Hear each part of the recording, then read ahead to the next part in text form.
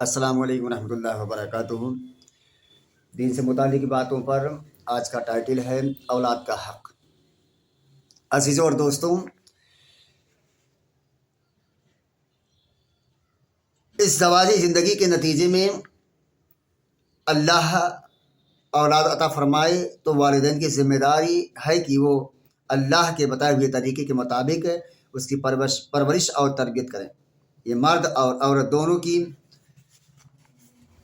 ذمہ داری اور دونوں سے اس سلسلے میں باعث پرس ہوگی۔ ارشاد نبوی ہے جس کا ترجمہ ہے بخاری شریف کی حدیث میں ہے، سنو، تم میں سے ہر آدمی ذمہ دار اور نگراں ہے، اور تم میں سے ہر شخص سے اس کی رعیت کے بارے میں سوال ہوگا۔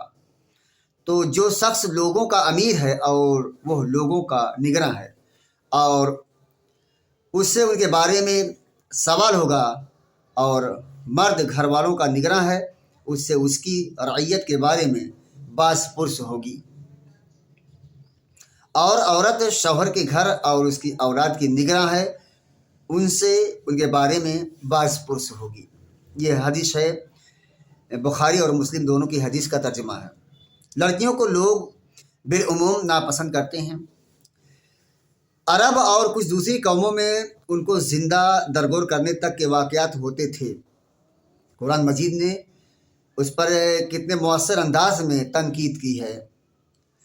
وَإِذَا الْمَوْءُودَةُ سُئِلَتْ بِأَيِّ ذَنبٍ قُتِلَتْ، اس کا ترجمہ ہے، اور جب کہ روز حشر زندہ درگور لڑکی سے پوچھا جائے گا کہ وہ کس جرم میں قتل کی گئی۔ لڑکیوں کے قتل یا ان کی ناقدری کی ایک وجہ یہ بھی تو تھی کہ وہ کماتی نہیں، بلکہ ان کا بار والدین پر آتا ہے۔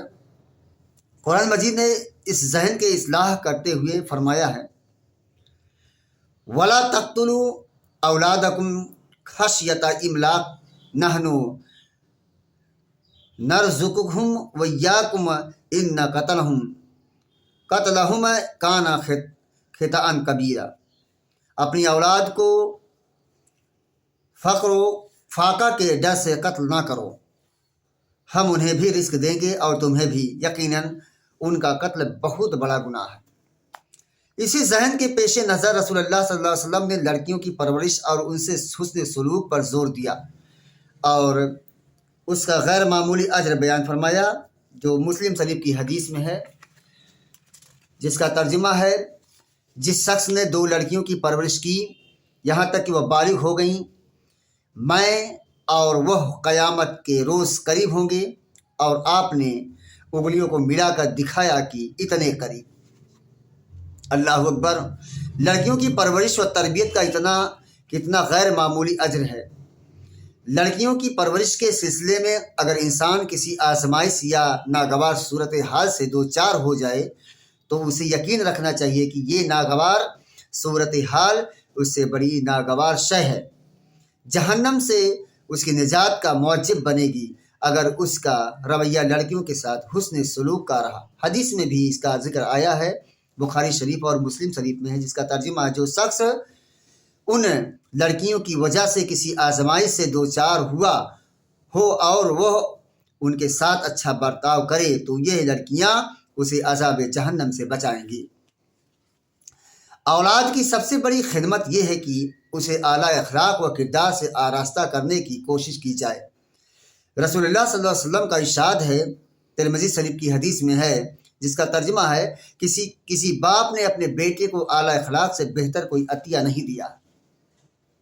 آدمی اپنی اولاد اور اپنے گھر کے لوگوں پر جو کچھ خرچ کرتا ہے، اگر وہ اللہ کی رضا کے لیے ہے اور اس کے احکام کے مطابق کرتا ہے تو اس کی حیثیت انفاق فی سبیل اللہ کی ہے۔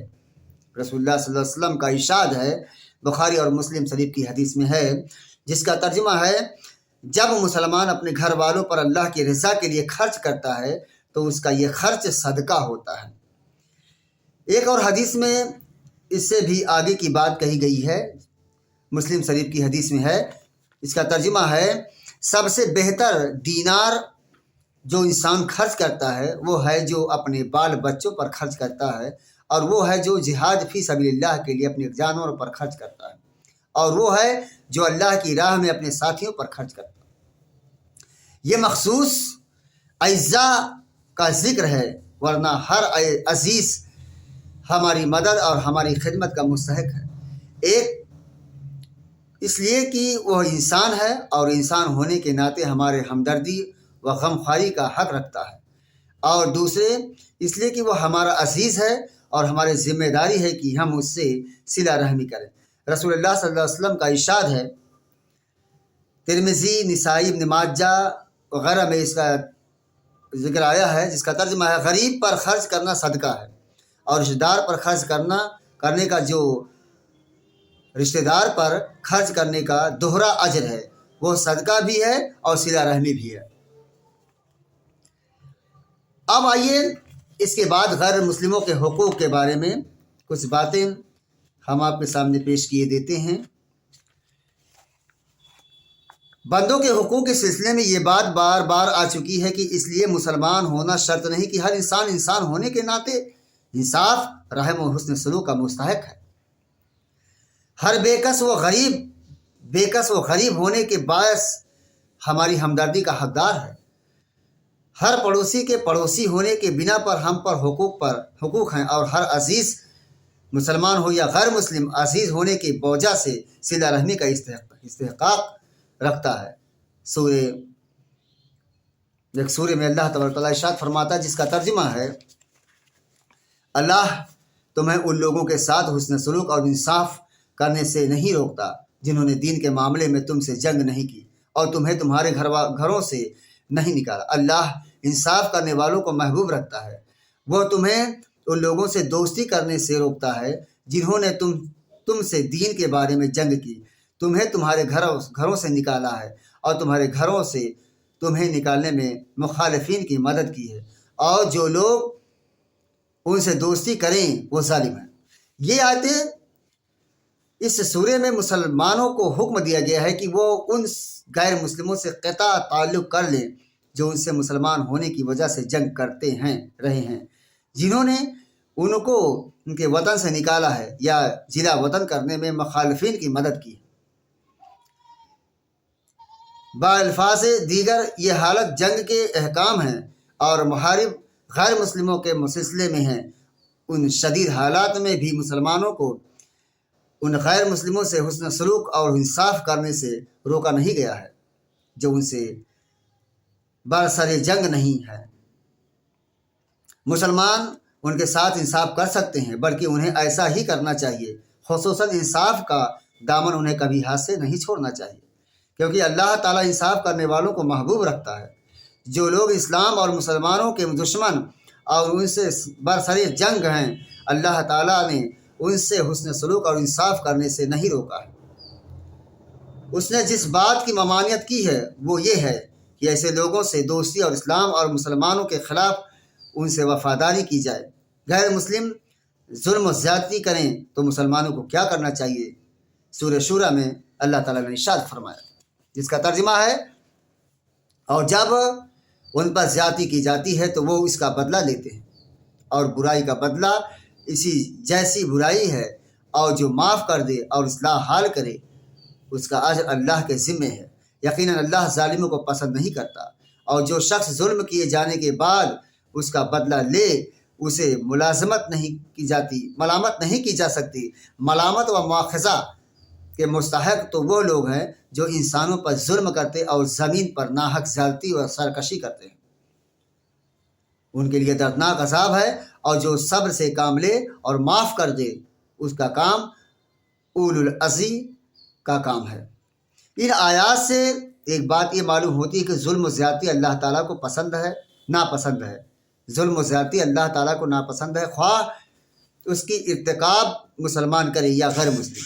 دوسری بات یہ معلوم ہوئی کہ غیر مسلم اگر مسلمان پر ظلم و زیادتی کرے تو مسلمان کو اس کے ظلم کے بقدر اس سے بدلہ لینے کا حق ہے، لیکن اعلیٰ اخلاق و کردار کی بات یہ ہے کہ زیادتی کرنے والے سے بدلہ لینے کے بجائے اسے معاف کر دیا جائے۔ یہی بات متعدد اور صورتوں میں بھی کہی گئی ہیں۔ کہا جا سکتا ہے کہ سورہ شورى مکی صورت ہے اور اس میں جو احکام دیے گئے ہیں وہ دعوت کے دور کے ہیں۔ اگرچہ ہندوستان میں ہم دعوت ہی کے دور میں ہیں، مدینہ منورہ پہنچ کر جب کہ مشرکین مکہ کے جنگ و قتال کے نتیجے میں جنگ و قتال کا حکم آ گیا تھا، سورہ حج میں آیا ہے جن لوگوں سے جنگ کی جاتی ہے ان پر ظلم کیے جانے کے باعث انہیں جنگ کی اجازت دی جاتی ہے اور اللہ ان کی مدد پر قادر ہے۔ درگزر اور انصاف کا یہ حکم باقی نہیں رہا، لیکن ایسا خیال کرنا صحیح نہیں ہے۔ سورہ بقرہ میں جنگ ہی کے احکام کے ذیل میں کہا گیا ہے، سورہ بقرہ میں کہا گیا ہے جو لوگ تم سے جنگ کرتے ہیں اللہ کی راہ میں ان سے جنگ کرو اور ظلم و زیادتی نہ کرو، اللہ زیادتی کرنے والوں کو پسند نہیں کرتا۔ 2-3 آیات کے بعد پھر ارشاد ہوتا ہے جس کا ترجمہ ہے جو تم جس کی آیت ہے، میں آیت ہی پڑھ دے رہا ہوں، فَمَنِ اعْتَدَىٰ عَلَيْكُمْ فَاعْتَدُوا عَلَيْهِ بِمِثْلِ مَا اعْتَدَىٰ عَلَيْكُمْ وَاتَّقُوا اللَّهَ وَاعْلَمُوا أَنَّ اللَّهَ مَعَ الْمُتَّقِينَ۔ سورہ بقرہ کی آیت ہے، آیت نمبر 194۔ جو تم پر زیادتی کرے تم بھی اس پر اتنی ہی زیادتی کرو جتنی اس نے کی ہے، اور اللہ کی نافرمانی سے بچو اور اس سے ڈرو، اور جان لو کہ اللہ متقیوں کے ساتھ ہے۔ یعنی بدلہ لینے میں خدا سے ڈرنا چاہیے اور حد سے تجاوز نہ کرنا چاہیے۔ واضح رہے کہ یہ حکم غیر مسلموں کے ساتھ خاص نہیں ہے۔ اگر مسلمان کسی مسلمان پر ظلم و زیادتی کرے تو اس کا بھی یہی حکم ہے۔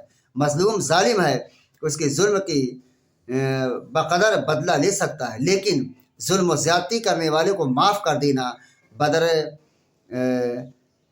بدرجہ بہتر ہے۔ سورہ بقرہ کی طرح سورہ مائدہ میں بھی مدنی سورہ ہے۔ اس صورت میں دشمن غیر مسلموں کے سلسلے میں حسب ذیل ہدایات دی گئی ہے، جس کا ترجمہ ہے اور کسی قوم کی دشمنی تمہیں اس بات پر ہرگز آمادہ نہ کرے گی تم انصاف نہ کرو، انصاف کرو، یہی بات تقویٰ ہے، قریب تر ہے، اور اللہ سے ڈرو، بلا شبہ اللہ تمام کاموں سے باخبر ہے جو تم کرتے ہو۔ انصاف ہی نہیں، زیادتی اور بدسلوکی کرنے والے غیر مسلموں سے حسن سلوک کرنے کی نصیحت کی گئی ہے۔